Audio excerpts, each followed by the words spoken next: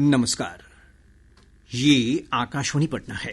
अब आप खालिद रशीद से प्रादेशिक समाचार सुनिए। प्रधानमंत्री नरेंद्र मोदी ने कहा है कि इंडिया एआई इम्पैक्ट सम्मेलन भविष्य में यांत्रिक मेधा के उपयोग की दिशा में एक महत्वपूर्ण पड़ाव साबित हुआ है। आकाशवाणी से मन की बात कार्यक्रम में उन्होंने बताया कि इस सम्मेलन के लिए नई दिल्ली में कई देशों के नेता, उद्योगपति, नव प्रवर्तक और स्टार्टअप से जुड़े लोग उपस्थित रहे। प्रधानमंत्री ने कहा कि इस आयोजन में अमूल बूथ और सुश्रुत संहिता को भी प्रदर्शित किया गया, जिसने विश्व नेताओं को बहुत प्रभावित किया। अमूल बूथ में बताया गया कि एआई किस प्रकार पशुओं के इलाज में सहायता कर रहा है और किसान 24 घंटे इसकी मदद से अपने डेयरी फार्म और पशुओं पर कैसे नजर रख रहे हैं। श्री मोदी ने कहा, विश्व भर के नेता यह देखकर आश्चर्यचकित थे कि भारत आर्टिफिशियल इंटेलिजेंस यानी यांत्रिक मेधा की सहायता से प्राचीन ग्रंथों, ज्ञान और पांडुलिपियों का संरक्षण कर रहा है। प्रधानमंत्री नरेंद्र मोदी ने मन की बात में कहा कि डिजिटल अरेस्ट और डिजिटल धोखाधड़ी पर चर्चा के बाद जागरूकता बढ़ी है। उन्होंने कहा कि डिजिटल अरेस्ट और वित्तीय धोखाधड़ी से निर्दोष लोगों को निशाना बनाया जा रहा है। अपराधी फर्जी कॉल करते हैं, एसएमएस और लिंक भेजते हैं। ऐसी घटनाएं अक्षम्य हैं। श्री मोदी ने सभी से सतर्क रहने और धोखेबाजों के झांसे में न आने का आग्रह किया।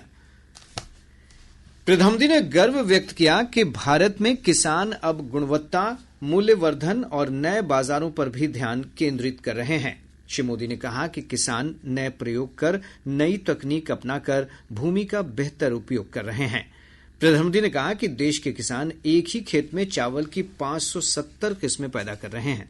श्री मोदी ने कहा कि आज भारत विश्व का सबसे बड़ा चावल उत्पादक देश है और वैश्विक अनाज भंडार में भी योगदान दे रहा है।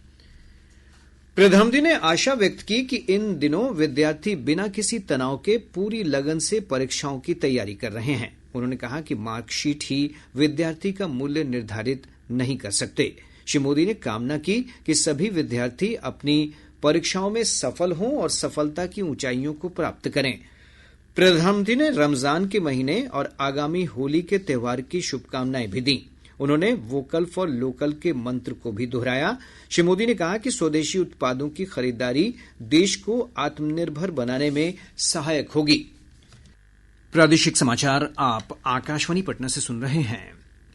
उप मुख्यमंत्री सम्राट चौधरी ने कहा है कि राज्य में बड़े पैमाने पर उद्योग लगाए जाएंगे। श्री चौधरी ने मुंगेर के हवेली खड़गपुर में अवर निबंधन कार्यालय के उद्घाटन समारोह को संबोधित करते हुए कहा कि राज्य में कई कंपनियों ने अपने स्टील प्लांट लगाने के लिए सहमति जताई है। उन्होंने बताया कि इसके लिए उन्हें सस्ती जमीन उपलब्ध कराने की प्रक्रिया चल रही है।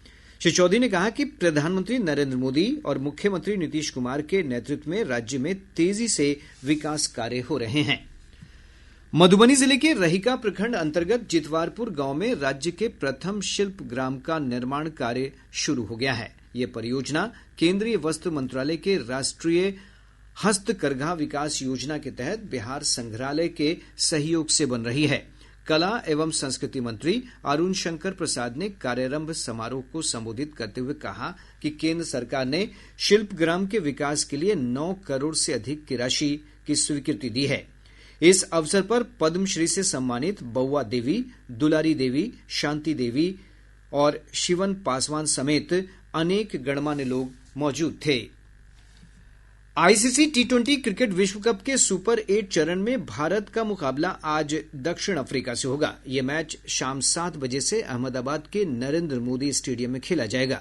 ग्रुप 1 में भारत और दक्षिण अफ्रीका के अलावा जिम्बाब्वे और वेस्टइंडीज की टीमें हैं। इसके साथ ही आकाशवाणी पटना से प्रसारित प्रादेशिक समाचार का ये अंक समाप्त हुआ।